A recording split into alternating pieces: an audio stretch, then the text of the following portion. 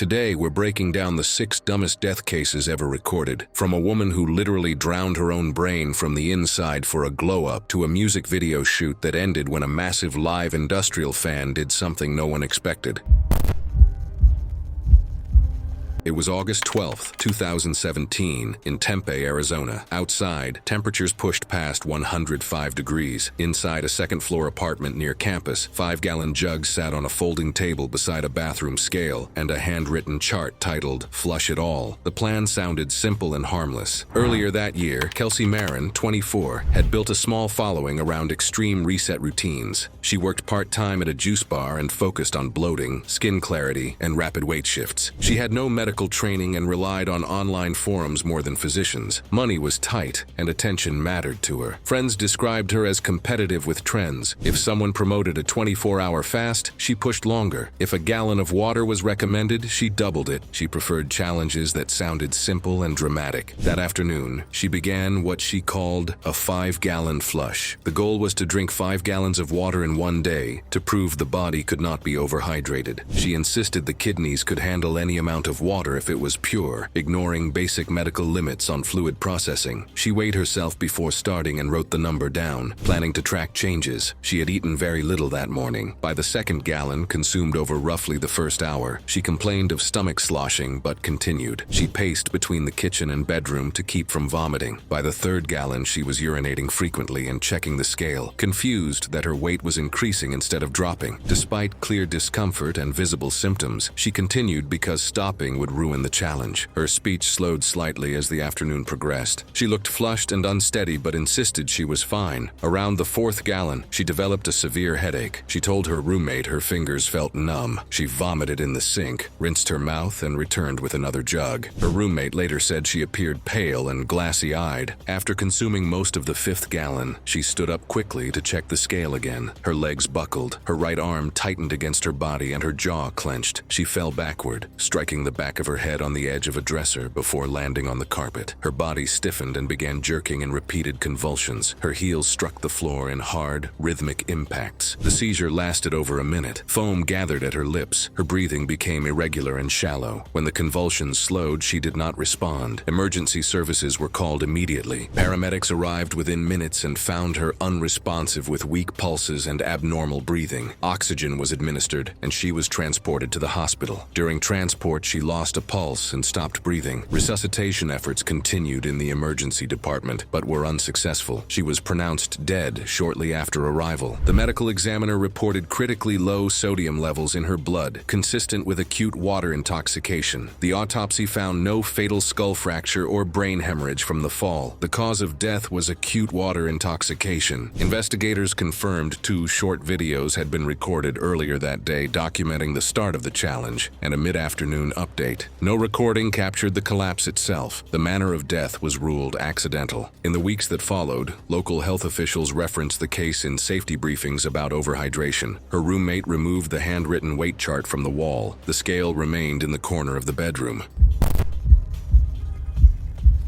It was May 4th, 2014, in a rural barn outside Baton Rouge, Louisiana. Humid air held the smell of dust and feed. Clamp lights buzzed over a plywood ring. Folding chairs scraped concrete. Cash changed hands along the walls. The crowd leaned in, expecting a fast result that felt certain tonight. After long shifts on highway crews and slab pours, Ricardo Alvarez, 52, had spent decades in construction. A recent divorce and missed mortgage payments pushed him toward weekend gambling. He tracked bets in a small spiral notebook and carried folded bills in his front pocket. Locals knew him for betting large and celebrating loudly. Money pressure had grown that spring. He refinanced his truck and fell behind again. He told a friend he would fix it with one clean win. He believed one big win would solve months of financial damage, ignoring how often he had already lost. That night, he staked nearly everything he had on a rooster fitted with 4-inch steel gaffs. By sundown, the barn was packed shoulder to shoulder. A generator knocked outside. A handwritten sign barred entry into the ring. Extension cords crossed the floor near the rope. Handlers brought the birds in and set them down. Rico stood near the board, eyes fixed on his bird. The bout was short. His rooster landed clean strikes and the other faltered. The referee waved it over. Rico pumped both fists and climbed over the low board before handlers secured the birds. He entered the ring before the fight was officially cleared, ignoring the standard weight procedure. A handler reached for the winning bird's legs. Rico closed the distance first, crowding in with his chest forward. The rooster remained in a fight posture, wings tight, head darting. Its gaffs flashed as it kicked against the restraint. In the push and movement, Rico's right leg shifted close to the bird's feet. One leg snapped outward. The steel gaff drove into the high inside of his right thigh near the groin crease. He froze mid-laugh and grabbed at his jeans. Dark blood pulsed through the denim in rapid bursts, soaking the fabric within seconds. He tried to step back, but his knee buckled almost immediately. He collapsed against a plastic chair that tipped beneath him. Blood spread fast across the concrete in bright surges toward the rope line. People hesitated, then surged toward the exit. Someone shouted for towels. A belt was looped around his upper leg, but placed too low to slow the bleeding. His skin turned pale and gray. He leaned forward, then slid to the floor. Blood continued to flow in a steady stream. Emergency services were called immediately. Paramedics arrived within 12 minutes and began advanced life support on the barn floor. He had no detectable pulse. At the hospital morgue, the coroner found a deep penetrating wound that severed the femoral artery, the main blood vessel supplying the leg. When that artery is cut, a person can lose a fatal amount of blood in minutes. There were no other life-threatening injuries. The cause of death was massive blood loss from a penetrating thigh wound. Because Rico died before collecting, the wager was never finalized, and the disputed cash was not paid. Event organizers left before deputies completed interviews. The barn was closed by the property owner within days. His estranged daughter issued a brief statement condemning illegal gambling. The case closed with no arrests that night.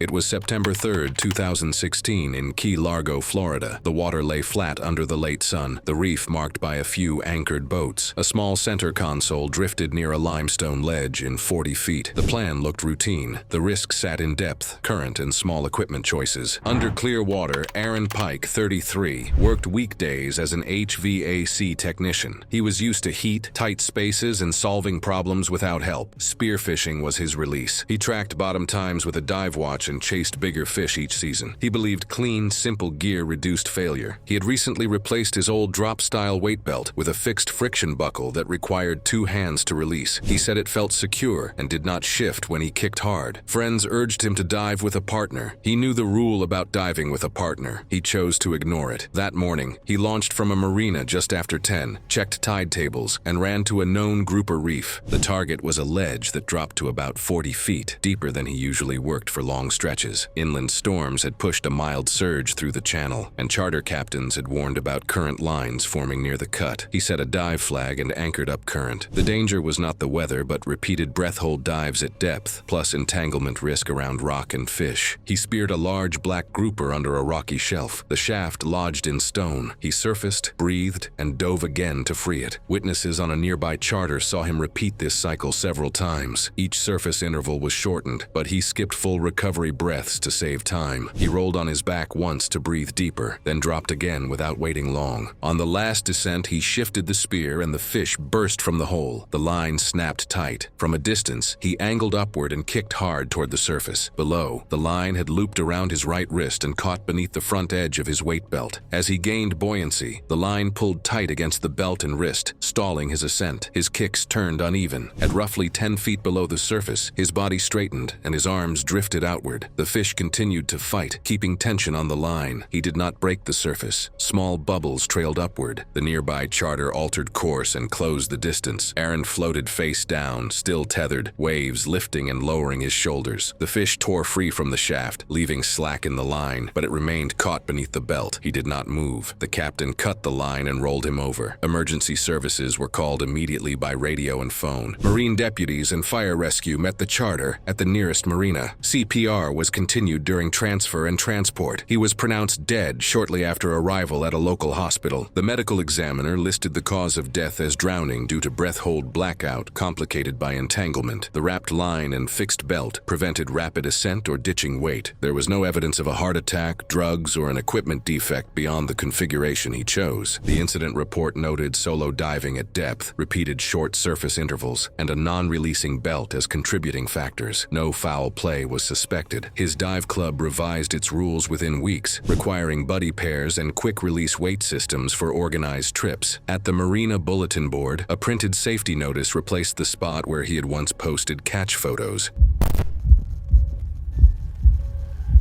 It was October 21, 2018, in a rural field near Boone, North Carolina.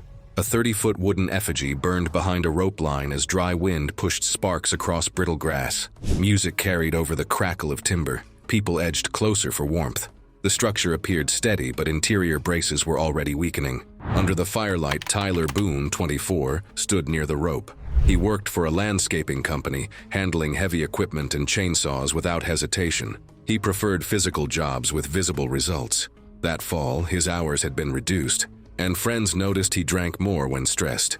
He had been drinking steadily since dusk. The festival was informal, run by local volunteers. The central effigy was built from stacked pallets and rough lumber, arranged around a hollow core designed to draw heat upward.